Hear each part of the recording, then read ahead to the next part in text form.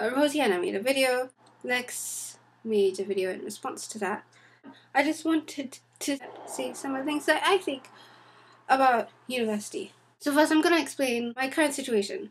That will give you some of the context into my attitude towards university. I've spent a year living here at Goldsmiths in London, and it's kind of like, an arts university, and I did 1 year, but I didn't pass my first year of university. Because of that, I can't proceed on to second year. During the summer, I kind of knew that I had to repeat the year, and I was feeling really, really shitty about university in general. In the summer, I had to go to Chicago for a summer school, and it was really fucking intensive. It was insane.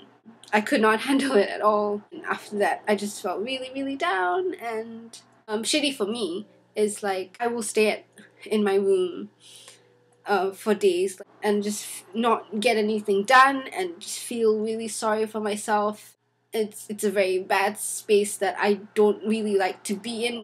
I feel slightly suicidal. I recognize, the symptoms, and I put myself in therapy.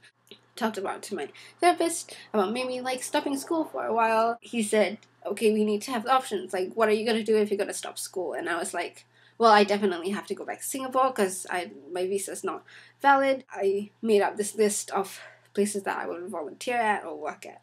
So I have considered this dropping out of uni option. I can't stay here because I'm not allowed to redo the first year in full-time, and if you aren't a full-time student and you're an international student, you can't be in the UK, so I have to go back to Singapore.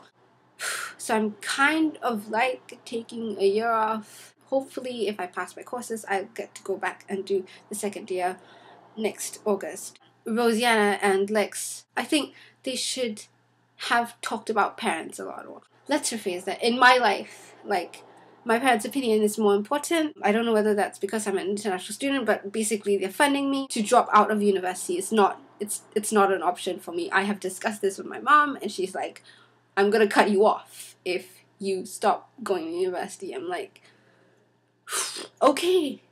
I have legitimately thought about if my mom were to cut me off, how would I, survive? And in Singapore, it's really hard to survive on your own without a degree. And you definitely can't live on your own. It's possible, but I don't think my mom will be happy with me. She doesn't like me working at all, the stuff I'm doing now.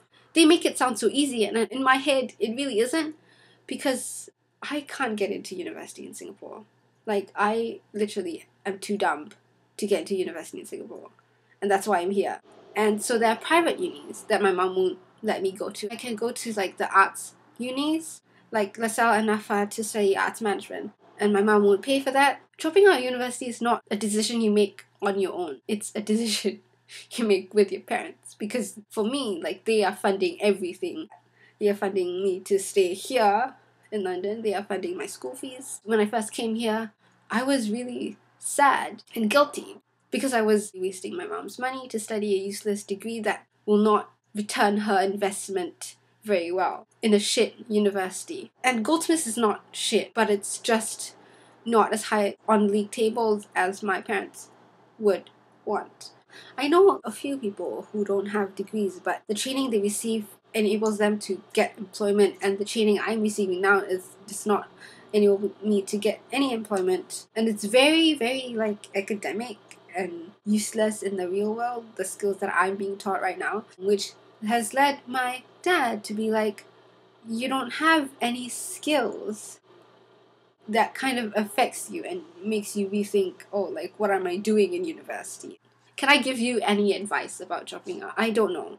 You must think about whether you like your course. The thing is that I really, really like anthropology. I liked what they were teaching, what I was getting out of it, how I was being challenged. I know this sounds elitist, but being taught by teachers who aren't stupid.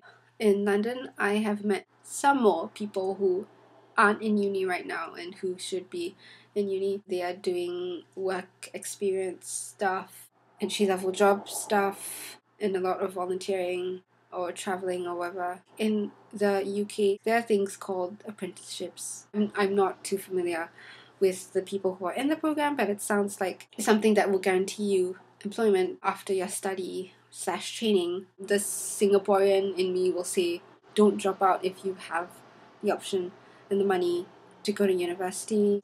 How are you going to get jobs later? I can't tell you what to do with your life. I guess it depends on your situation, and you need to have like plans.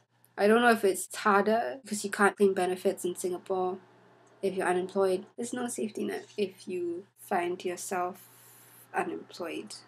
If you live in the UK, you can drop out because there are options. But if you live in Singapore, don't. That's basically it. That was optimistic. See you later.